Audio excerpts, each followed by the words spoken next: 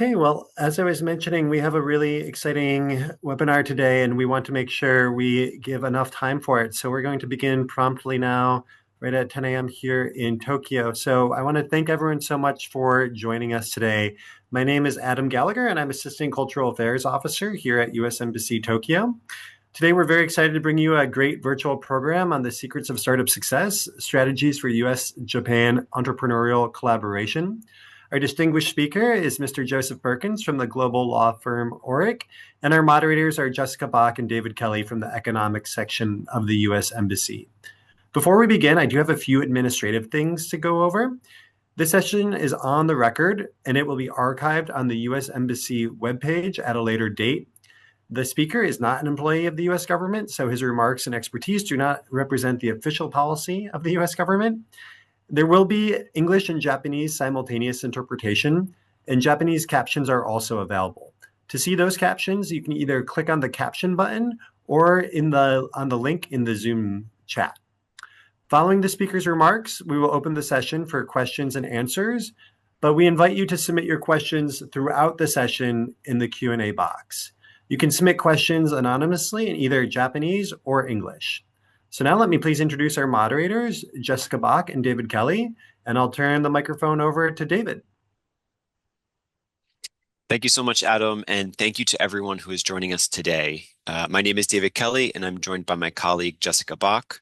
We both work in the economics section here at U.S. Embassy Tokyo, and we are particularly interested in today's topic, both from an economic perspective and also from having worked in startups ourselves. We are therefore thrilled to welcome you to today's webinar, Secrets of Startup Success, Strategies for U.S.-Japan Entrepreneurial Collaboration. Whether you're a founder, investor, or policymaker, we hope this session gives you fresh insights into how Silicon Valley and Japan can work together to build the next generation of global companies. It is now my great pleasure to introduce our speaker, Mr. Joseph Perkins. Joseph is a partner at Orrick, based in Silicon Valley, and a trusted advisor to some of the world's most innovative technology companies. He specializes in blockchain, cryptocurrency, Web3, and NFT ventures, helping startups and investors navigate everything from fundraising to regulatory strategy. In addition to his cutting-edge work in the tech space, Joseph plays a key role in connecting the venture ecosystems in Silicon Valley and Japan.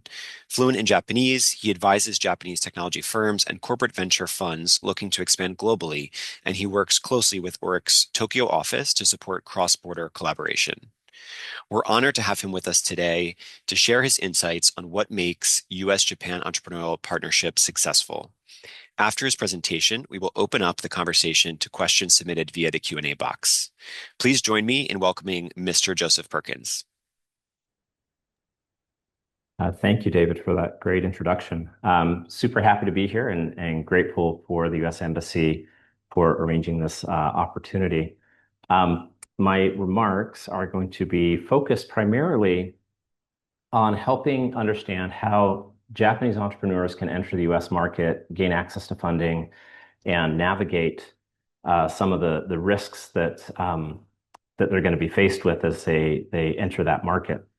I've been told that I need to speak slowly by the interpreters, but I've also been told that I only have 20 minutes to give my presentation. So there's a bit of a paradox that you'll have to bear with me on. So let's see if we can do this. All right. So our agenda, we're going to start up by asking the question, why the United States? Why does everyone talk about the U.S. from an entrepreneurial venture capital perspective? We're going to talk about risk that all startups face and understanding that risk. We'll also talk about capital and its different forms and how that addresses different types of risk. We'll talk about the types of disadvantages that Japanese entrepreneurs face when they enter the U.S. market. And then we'll talk about what can be done to overcome those risks and those disadvantages. And then we'll open up to Q&A. So why the United States? I was just thinking about this question. I came across a slide earlier this year when I did a presentation on 2024 venture capital in the United States. And this is the one thing in one slide that can answer the question, why the US? In the United States in 2024, there was $190 billion of venture capital investment. That's billion with a B. PitchBook actually has it pegged at 209 billion. And you can see that number two, China, is far, far, far behind the United States. In fact, if you took every other country out there, they would all add up to less than what the United States does in venture capital. And this is one of the reasons why the United States is so far ahead in the venture capital space. And it's not just about the money, it's about the ecosystem that gets created with that amount of effort and resources being poured into the tech space. If you look at the different cities, the United States has 6 of the top 10 cities for venture capital, with the Bay Area, Silicon Valley being at the top, followed by New York and Boston. So some of the other things that make the United States a little bit different than the rest of the world, at least that I've run across. So you look at the different valuations. The United States values technology companies quite highly. So the median seed company, this is guys that are just getting started, the median valuation is $14 million, and then it only goes up from there. And then the median amount of fundraise for the United States for a seed company is $3.1 million. And once again, going up from there for each subsequent round. So there's a lot of resources being put into the United States by venture capitalists, by corporate venture capitalists. And it creates an environment that has muscle memory on how to address risk. And we're going to talk about those risks now. So all startups face risk. And there's kind of some that are obvious. So you have financial risk, technology risk, and market risk, and we'll talk a little bit more detail about those. But there are a lot of other risks out there. And I'm going to go through 9 different types of risk. I know there's probably more than that, but these are the ones that are most common to face. So the financial risk is simply the risk of running out of money before you are able to bring your business to its full potential. It's pretty straightforward, and everyone understands the need to raise money to address that risk.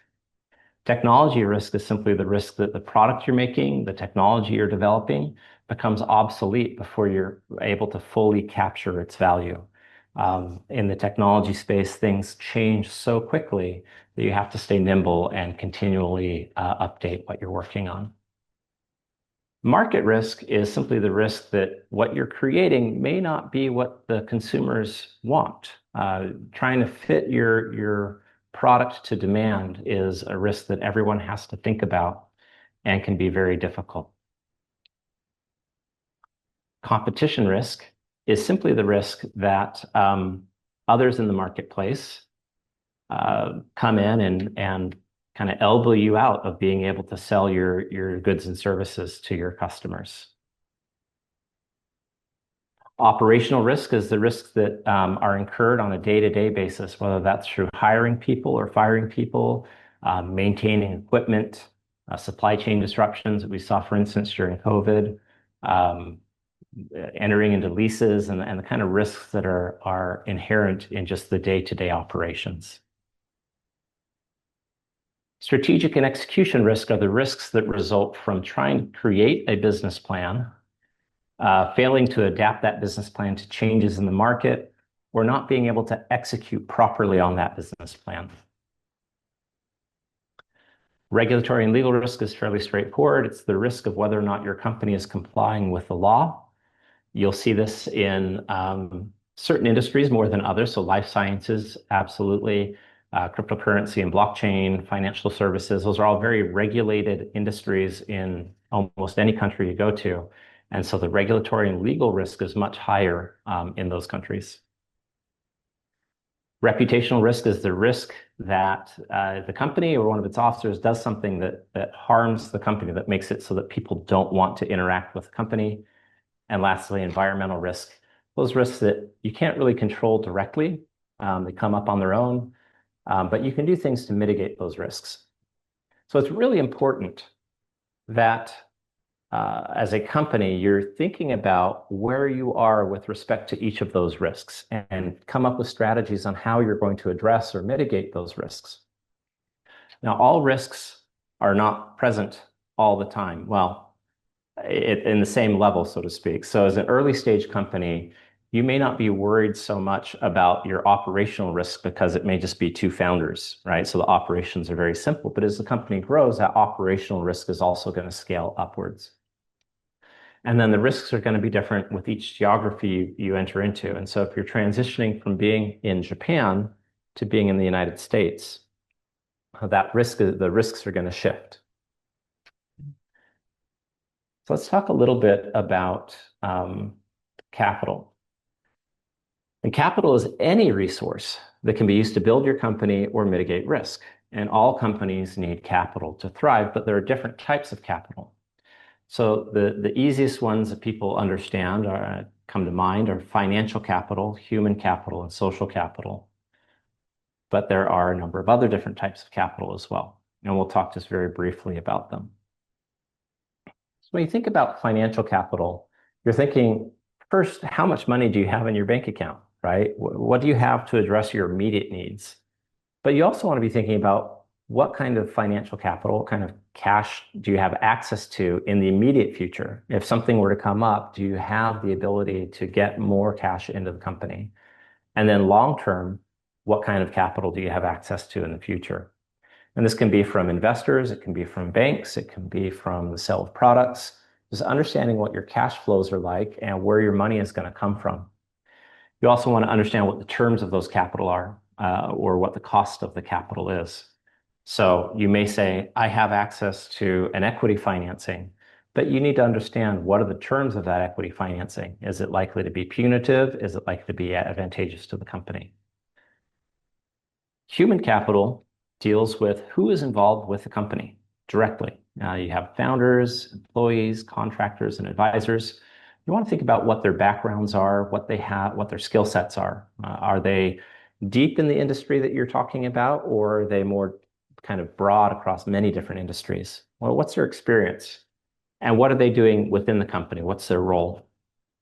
You think about what each of those persons' skill sets are and what risks they're uniquely equipped to address. So as you think about financial capital, if you have someone on your team that is familiar with fundraising and familiar with investors, then they may be able to check that box a little bit easier than someone whose primary skill set is in technology development. I mean, they would check the box for technology risk.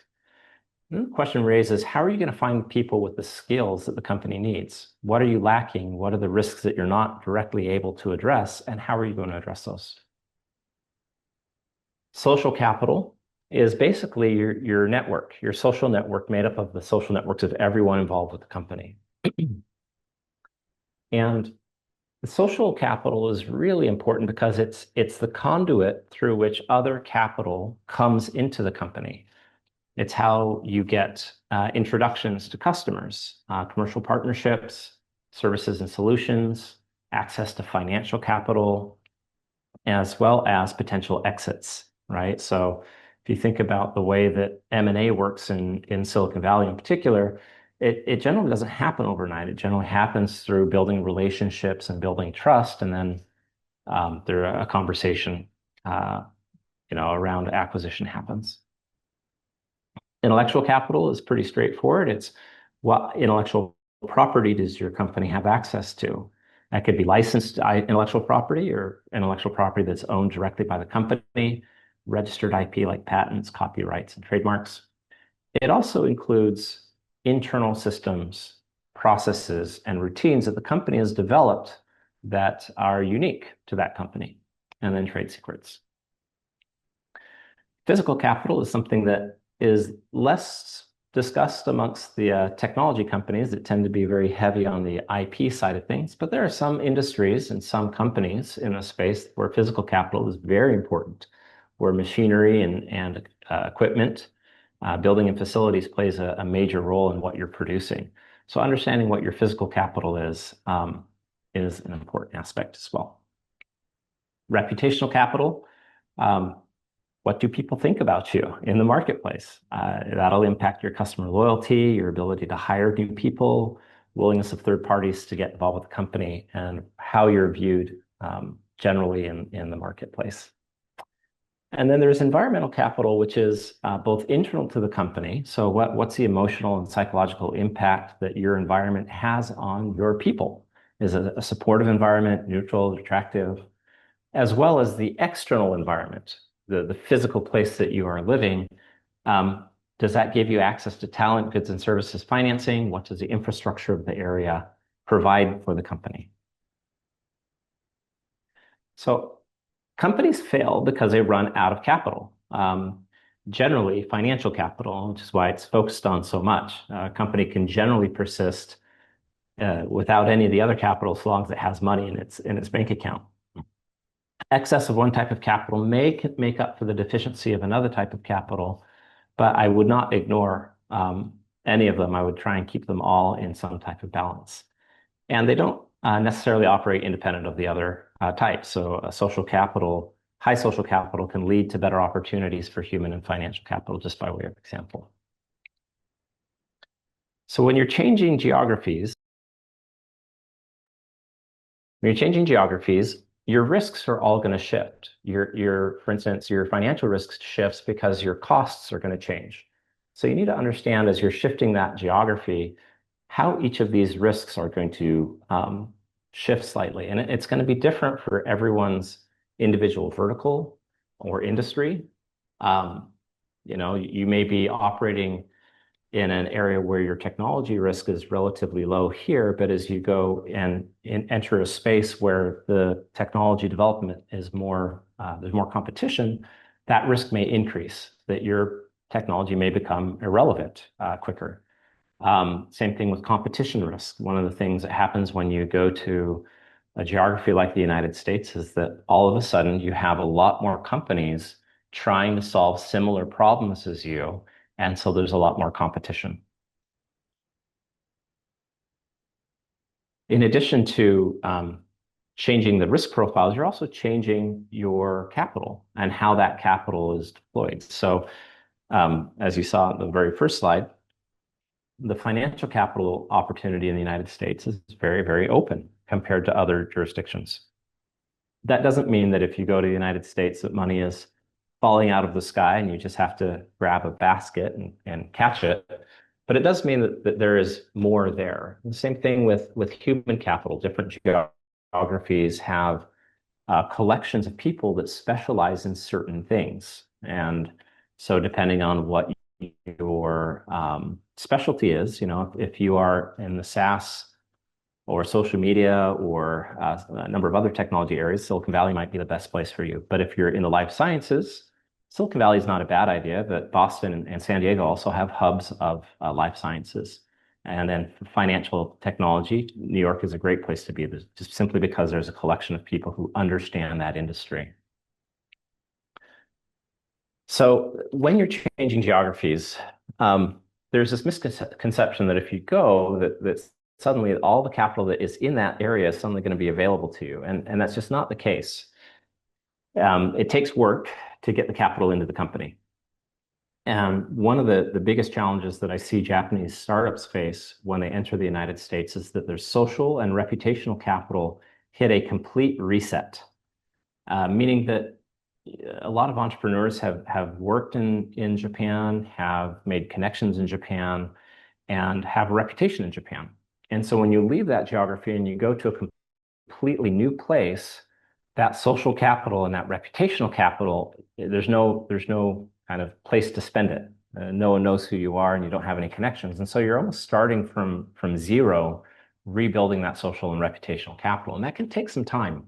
So you have to be a little bit patient as that builds up. Another thing to think about as you're moving into the United States is that learning the system, just learning what's normal in that ecosystem. What are the cultural norms? Will take a little bit of time as well.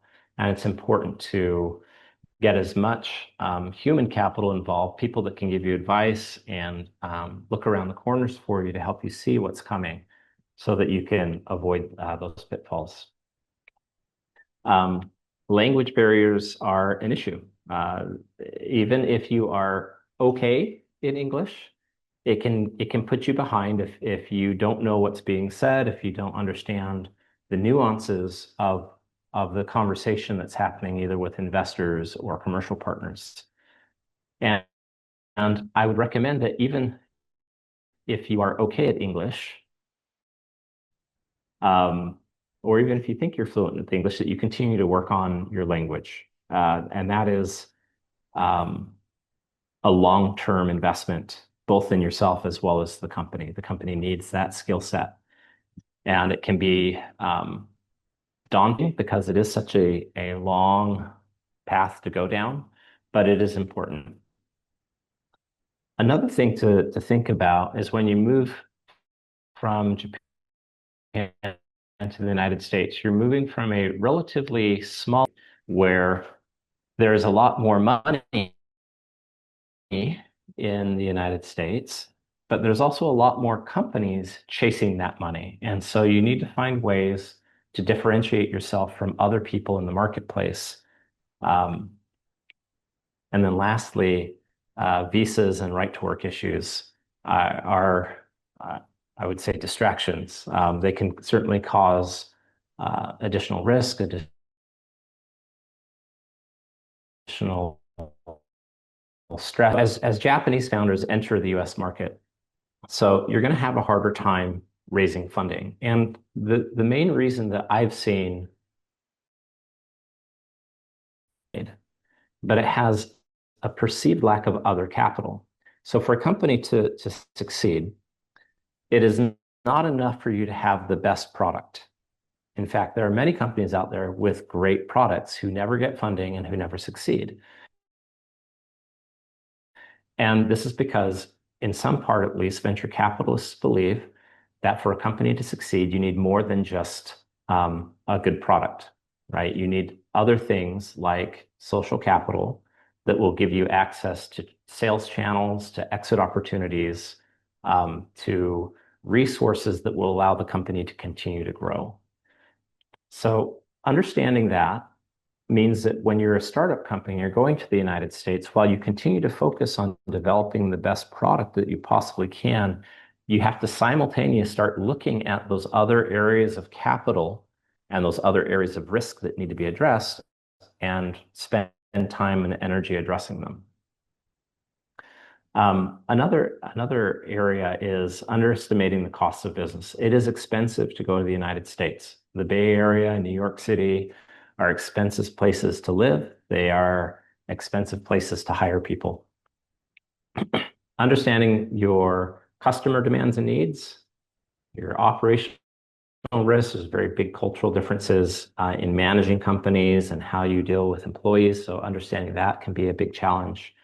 And then lack of experience in the geography can make building your business plan more difficult, especially as new things pop up. Being able to respond to those things can be a challenge.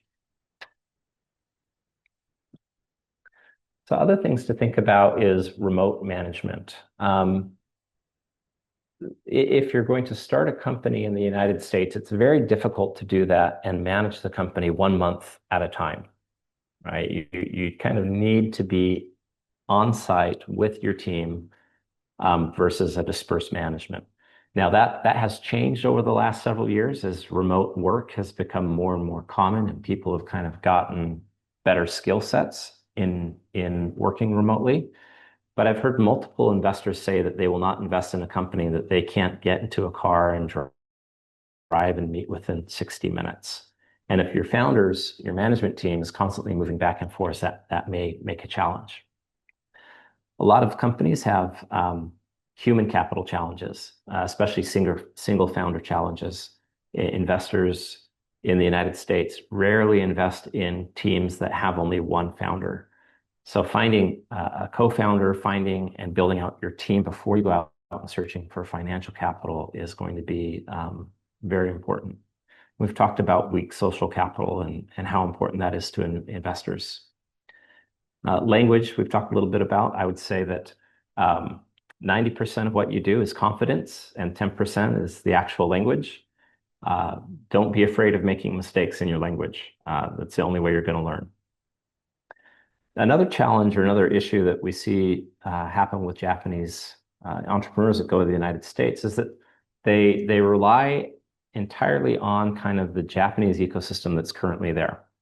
And I think that there have been some great strides in the Japanese ecosystem in Silicon Valley in particular. And it's not a bad starting place. And so going there and meeting other Japanese entrepreneurs, investors, and people in that ecosystem is a great way to start building social capital and building out your network. But you just can't let it stop there. You have to keep growing beyond that ecosystem in order to access the vast amounts of capital that are there. And then you need to play the long game. This is not a 6-month or even a 1-year prospect. If you're going to the United States, you're probably committing to 3 to 5 years in order to build up your social capital, building up your network, and really giving yourself a chance to let things succeed. So climbing the mountain. You always need to take the long view. We just kind of talked about that. You need to be passionate about what you're working on and shortening the learning curve. And what I mean by that is always being open to learning and iterating on yourself, the team, the product, making small improvements over time is going to be very critical, because you're not going to get it right the first time or the second time or probably the third time. As you're building out your team, you want to build out people that are different than you. And that means maybe hiring local people, hiring people with different skill sets, different background, different way of seeing the world. And that's an important part of your human capital. Hiring a co-founder, hiring other people onto their team is probably one of the hardest things that you're going to do. And so I would say hire slow and fire quickly, meaning be patient until you find the right person and then grab them and bring them in. Don't rush to find the first person that's available and bring them in. It's a lot harder to get rid of someone than it is to bring them on. And then make sure that you're bringing in advisors, investors, and new hires that have a different network. That's the best way to expand your social capital, is to make sure that you are operating in different networks. When you go into pitches, make sure that you know exactly what it is that you're trying to get out of things, right? So if you're going into an event, you're going into a pitch, be very focused on what you want to achieve from that event or from that pitch. Similar with your social networks, be deliberate about what network you want to have access to, and then find your way into that network. Be selective about who's involved in the company. It's typical that you interview an employee, obviously, before you bring them on, and make sure that they are a good fit for the company. You should take that same mentality when you're interviewing investors. Not every investor should be involved in your company. In fact, some are a distraction and should not be involved in your company. Not every advisor should be involved in your company. So you want to interview people, whether they're investors, advisors, or other service providers, in the same way that you would interview a key hire, and make sure that there's alignment between you. Make sure that you learn the language. We've talked a little bit about this, not just English, but the language of entrepreneurs and tech companies. There's certain things that come up on a recurring basis that is helpful to learn. And then be local, right? Spend time in your target geography, not just periodic visits. And that is the end. I think I've mostly stayed to the 20 minutes. And I will go ahead and turn it back open to Jessica. Yeah, I'll grab it from you. Fantastic. Thank you so much, Joseph. That was really, really interesting, and enjoyed learning a little bit more about some of the risks and the things that entrepreneurs, specifically Japanese entrepreneurs, need to be thinking about. So to start, I actually wanted to ask one of the questions that came up for me as you were going through this. And you talked a lot about evaluating risks and thinking about, those risks as your company is changing. And you talked a little bit about how those risks may evolve over time. So how do you know when you should be reevaluating? Are there specific tools that you might be able to employ so that you're evaluating at the right time and not taking too much time only thinking about your risks, but making sure that you're balancing that out in a way? Yeah, the way that I would think about it is if you think about the way goals work, right? You make a goal at the beginning of the year. I want to get fit. I want to lose weight, right? And the way most people do goals is that they run those goals and then 12 months later they say, let's see, did I achieve my goal or didn't I? And the way you're supposed to run goals is that you have micro adjustments to those goals over time, right? So instead of waiting 12 months to see if you achieve your goal, you wait a month and you see how you're doing, and you wait another month. I would say that from a company perspective, I would reevaluate where your risks are on a quarterly basis. I would just say, what's changed in the company that may impact these risks? Are we starting to hire more people? What's our cash balance? Um, what does our social network look like? Are we in a position where we have been introduced to people that can now open other doors for us? And I would just on a quarterly basis, that's what I would do. And then as far as tools go, there's not, at least as far as I'm aware, a software or anything like that that'll like walk you through how to evaluate these things. I would get some advisors, and getting one or two really good advisors into your company can make a huge difference in being able to kind of see much further down the road and have them help you think through these things, right? These are people hopefully who have run companies previously, who have been through this process, who can help you see around corners and things that you haven't experienced yet, right? Help you see the unknowns that are coming up.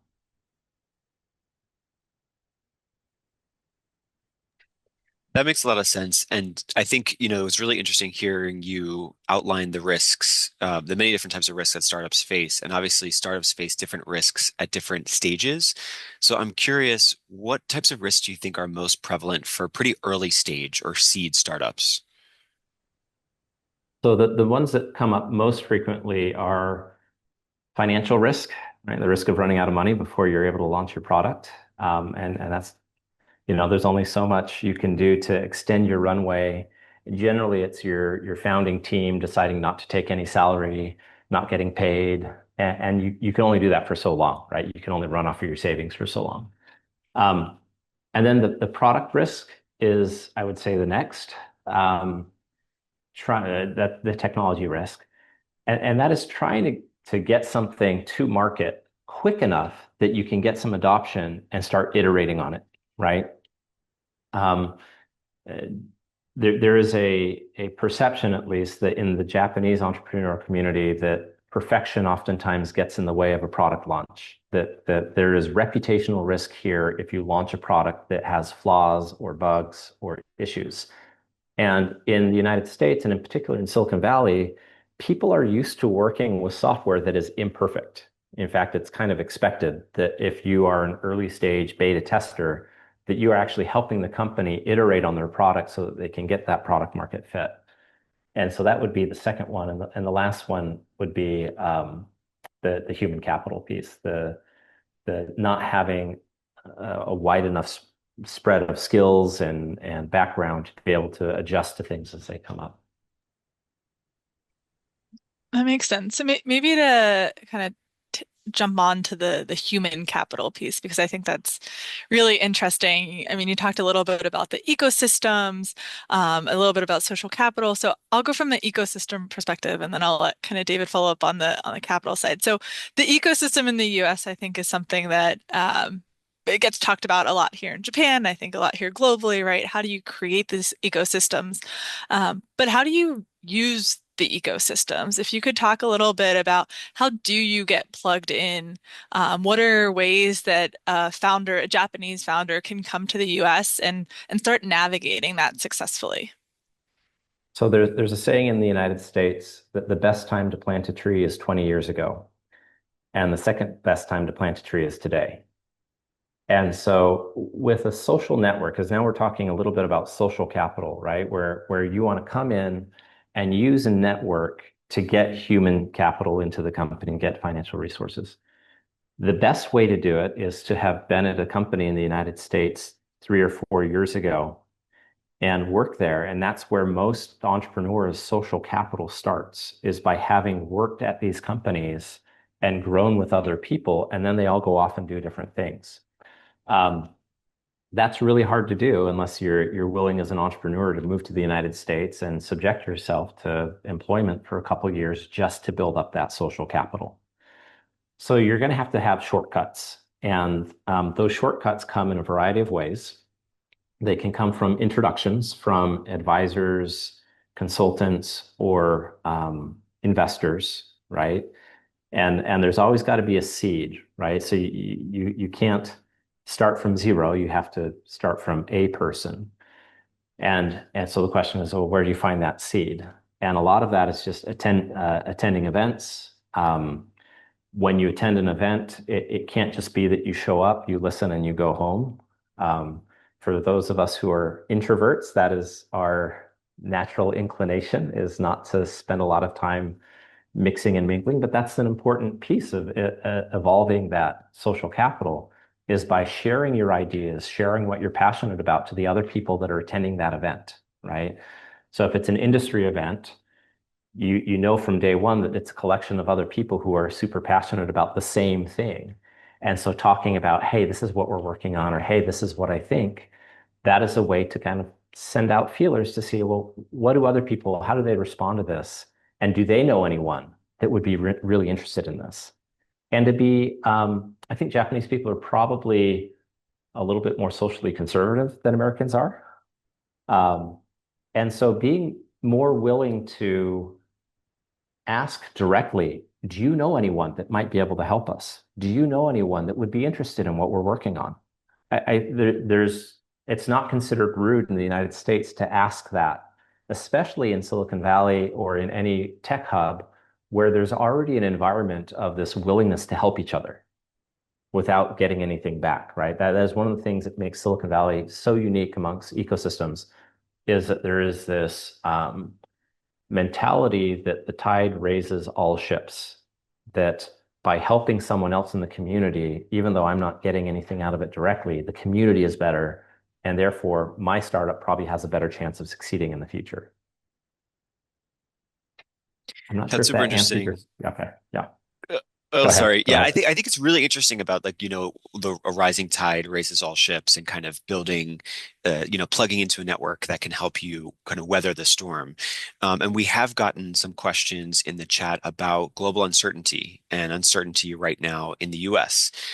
So I'm curious if you can talk a little bit about how you're seeing the current administration, the impact that they might be having on startups, specifically startups with international founders, and how startups can adapt as policies change.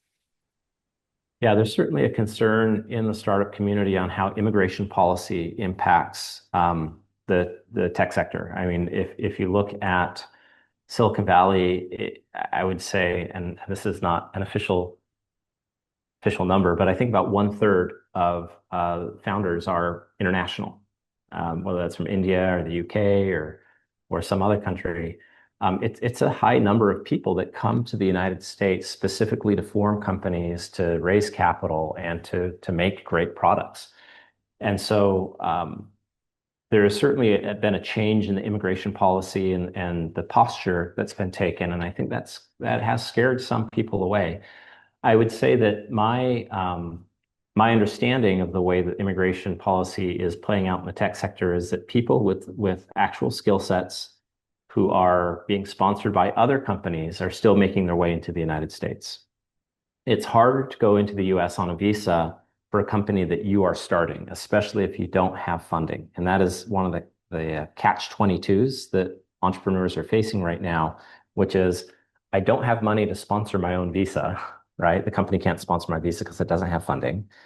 And I can't get funding unless I'm in the United States. And so what do I do? And there's no sure way to solve that, at least not that I've seen yet. I would love to see the administration take a different approach to visa applicants who are starting startup companies. Maybe if there's anyone in the administration listening, I'd love to talk to you about immigration policy and how it impacts startups, and see if we could get a technology visa for people who have ideas that are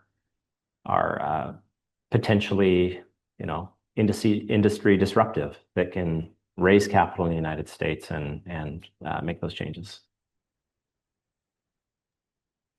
I would Uh, say oh. if this is something you're thinking about, please get an immigration attorney because they're going to be much better at walking you through all the nuances of what you need to do and the best path forward. And I know they're extremely busy right now, but they can help you.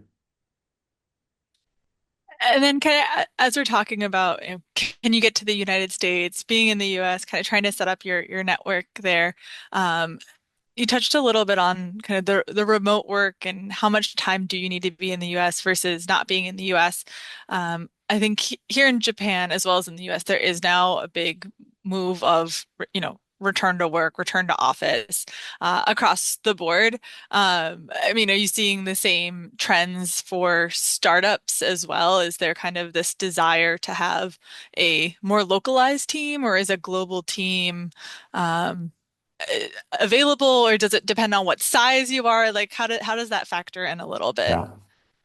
Yeah, I would say first to kind of go back to one of the prior questions, coming to the United States on a visitor visa and going to events and attending things is not a bad strategy for starting to seed your network, right? You don't have to live in the United States full time for a full year to do that. You can come for a month at a time, go to a bunch of events, come back. It's a little bit more tiring, perhaps, and a little bit more expensive. Actually, it may be cheaper to fly from Japan to the US than it is to live there full time.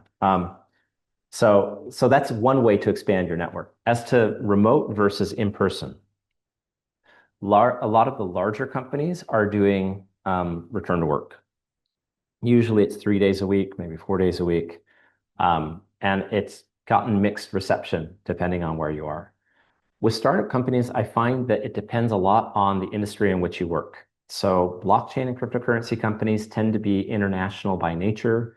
They tend to be remote by nature. And so a lot of times we'll ask the founder, where do you live? And they're like, well, it depends on the week. Sometimes I'm in this country and sometimes I'm over there. But with most other technology companies, we find that what the founders want is the team to be together because there's a cohesion and a efficiency that happens when you're working side by side with your co-founders in your team, where it's easy to say, hey, can you take a look at this real quick instead of trying to call and set up a time. And so you're a little bit more efficient when you can be physically together. It's not a hard and fast rule, but I would say that the majority of the startup companies are attempting at least to be together on a regular basis. And so thinking about that, you've mentioned Silicon Valley, and we had a question from the chat essentially saying, Silicon Valley is and has been the center of technological innovation. Do you think it will be far into the future? Are there other innovation hubs, either in the US or elsewhere, that you could see competing with Silicon Valley? They all compete with Silicon Valley in some form or another, but Silicon Valley has such a muscle memory of practices and resources that it would be very difficult to just duplicate. And at the same time, Silicon Valley, I've kind of looked at this, is so unique in how it developed and how it came about that I don't think you can use the same pattern in other places and get the same result, right? But you do see where you have a collection of talent in a specific vertical, right? That you are going to see areas where that vertical is going to compete very heavily with Silicon Valley. So for instance, New York City is doing a great job in fintech and blockchain companies when compared with Silicon Valley because there are so many people coming out of the big banks that are coming into the technology sector that understand finance, that understand these complex structures that can partner up with technologists and create companies that try to bring traditional finance onto blockchain, right? And because you have that collection of talent in New York City, New York is a great place to do that, right? If you think about other industries or verticals, the gaming industry and the entertainment industry, Los Angeles is a great place to go, right? There's just a collection of talent and muscle memory, once again, in that particular industry of best practices and how the industry works that you're not going to find in Silicon Valley. So there's going to be little hubs and verticals that pop up. I would say that Silicon Valley is going to be the best at kind of broad-based technology companies. That makes a lot of sense. And yeah, there you're kind of seeing the like you're saying, some of the biotech areas are a little bit more Boston and That's San right. Diego, kind of depending on the technology. There's different ecosystems that have kind of created That's themselves. I think exactly right. Raleigh is another one that's kind of popped Yes. up in recent times as well in the US. Um, so we spent a little bit of time, or I think a lot of time talking about some of the risks that startups face as they come into the US. But what do you see as some of the opportunities or advantages that startups have as they enter into the US and kind of specifically looking at it from the lens of a Japanese startup coming into the US? So as you think about what things that you have as a Japanese startup that US companies don't have, right? And there are um, certain industries, I would say, that the Japanese startups have a natural talent is probably the wrong word, but inclination towards. So, for instance, we've seen multiple companies develop recently in the anime and manga areas. You know, we've seen ramen companies come in, and food is actually a really hard industry to break into in the startup space. Um, but once again, you have kind of instantaneous credibility coming out of Japan if you're doing something that Japan is really good at.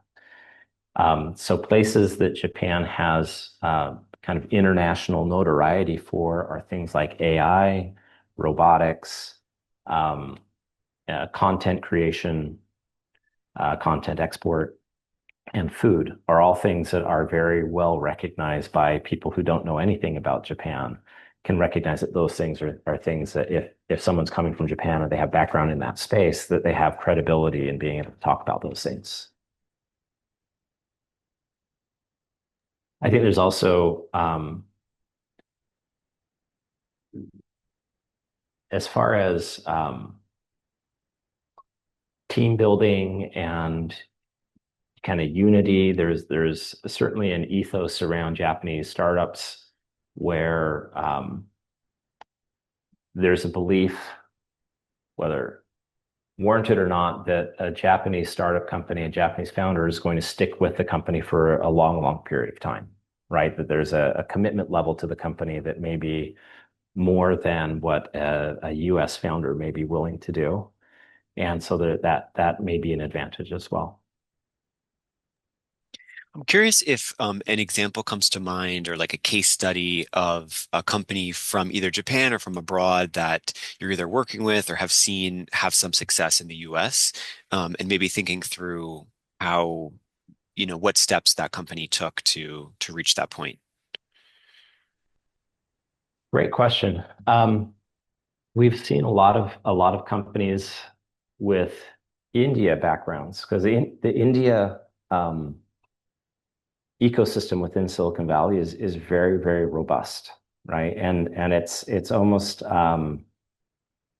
instantaneous network once you arrive, and then lots of channels outside of that network into other areas. I would say one of the more successful examples of Japanese startups in the United States would be Treasure Data. They were a startup that I want to say that, oh gosh, they were probably 2016, 2017. And was a data analytics company. They went through their Series A, Series B, and then were sold. They did an M&A probably in 2020, 2021. And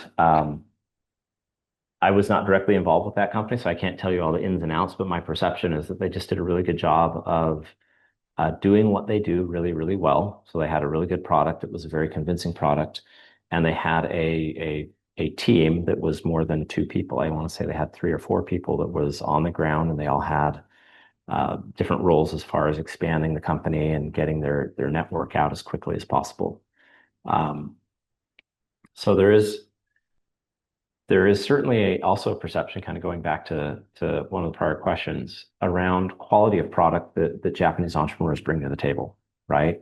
Both a blessing and a curse, in the sense that there is this fear that the entrepreneurs from Japan are going to wait too long to launch the product, but all a blessing in the sense that there's this faith or confidence that what they do bring to market is going to be really good.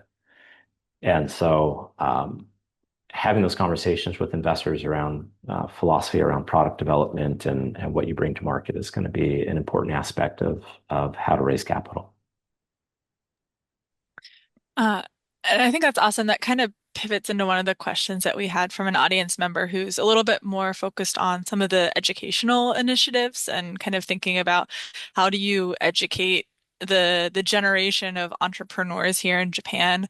What are things that you can be teaching and learning about to help build successful entrepreneurs and really help get people ready for maybe going to the US? We talked about language a little bit, but I think there's also kind of this idea of, thinking about building a social network can be really intimidating. What types of things can folks be learning here or teaching here in different types of settings to help them along? Yeah, there's a couple things. One is in the English language courses, focusing more on speaking and listening more than reading and writing. I mean, there's kind of they play off of each other, right? So I wouldn't ignore one completely, but spoken English and being able to confidently go in front of someone and say, "Hey, my name is, whatever your name is," and then talking about what you're doing is an important aspect of networking in the United States. I would also, and this is very cultural, and I don't know how to teach this, but like confidence. There's this idea that if you're confident in Japan, that you're sticking out, like you're somehow better than everyone else. But there's a difference between being confident and being proud, right?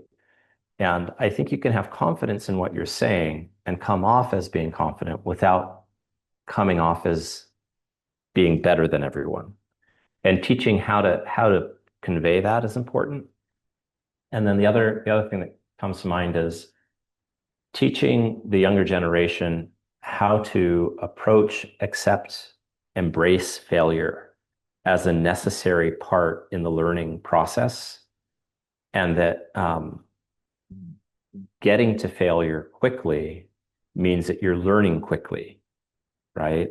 And lots of little experiments help you learn, whereas if you're waiting and waiting and waiting to run the experiment just once, you're only iterating one time, whereas the same person in the same period who's failed 10 times has been able to make 10 iterations.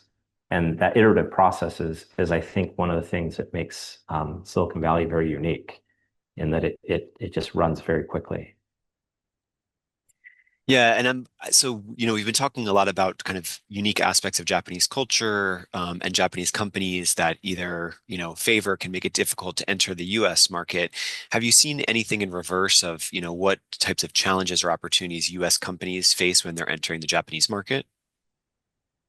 Oh, that's a great question. I think that one of the things that the challenges they face is the cultural understanding of how businesses operate in the United States, or not in the in Japan, right? Um, and in Japan, relationships are very important, right? So that reputational capital is there's a premium on that. So going to a company and saying, "Hey, I'm a startup. I have this great idea," the response is going to be, "Well, you're a startup. Why would I work with you?" Right? You're going to cause damage, right? Or collateral damage if I work with you. And so finding channels into the marketplace here is difficult. I think I was going to say the language doesn't tend to be a problem here, I think, for US startups. I think that obviously it's an advantage if they speak Japanese, but enough people in the entrepreneurial community here speak English well enough that it's not that big of an issue. I think that they will find fundraising here a little bit more challenging and maybe surprising if they are trying to raise funds here in Japan versus having raised funds in the United States and just simply trying to expand their products here in Japan. That networking is going to be the most important piece. And then kind of expanding out of Japan and out of the US a little bit, as you think about, taking your company global, how does that factor into this model that you're building for yourself? Is that something that you advise, as you come to the United States, you should also be thinking about how you're going to expand globally, or is it really, focus on a region and then start thinking about how you move out? So if you wanted to, I don't know, work kind of in a more like multilateral space. Um, I think there's a risk of trying to do too much too early and trying to appease every market. Um, if you can find a product that fits multiple markets, and I think it's perfectly fine to be thinking about, okay, after we nail the United States, here's the next 3 markets we're going into. But I wouldn't necessarily start to change your product design to fit something that you're not even close to yet. Um, so when you think about globalization and proliferation of your product, I think if your market is big enough, and in general, the tech market in the United States is big enough that if you start with that and you succeed there, going from there to other markets is not going to be as challenging as trying to succeed in the Japanese market, for instance, and then taking that same product and try to move it out of Japan, right? So in the same way that English is to some extent becoming a universal language, business practices and the way that the United States businesses operate, I think are also in some respects becoming kind of a universal practice as well, so that once you find that product market fit there, there's less of a gap to change when you go into different markets.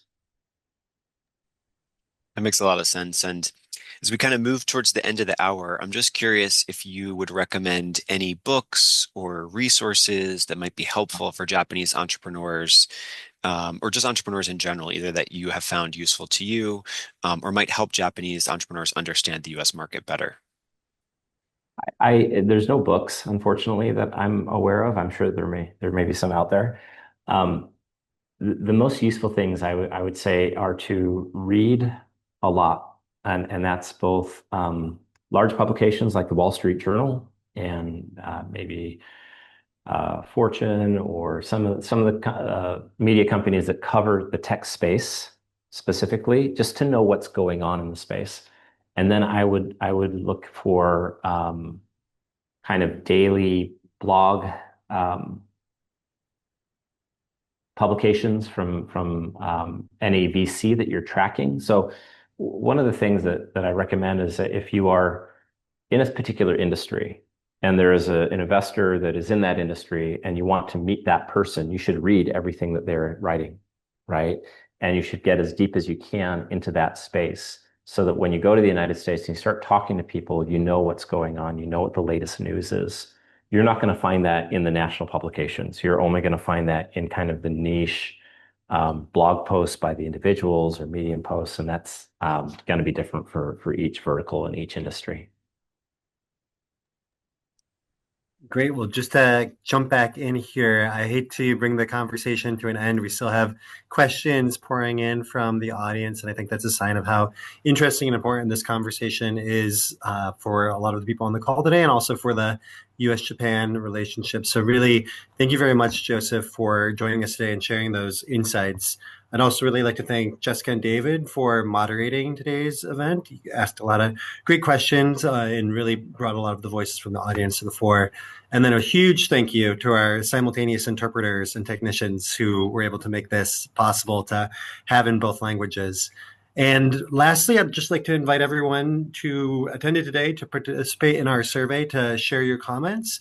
For more information on our upcoming events and programs, please visit our website and social media pages, and we would really hope to see you again at one of these events. So just one more final thank you to Joseph, and thank you to all of you for joining today. And please do fill out the survey if you have the chance. But thank you, everyone. Thank you.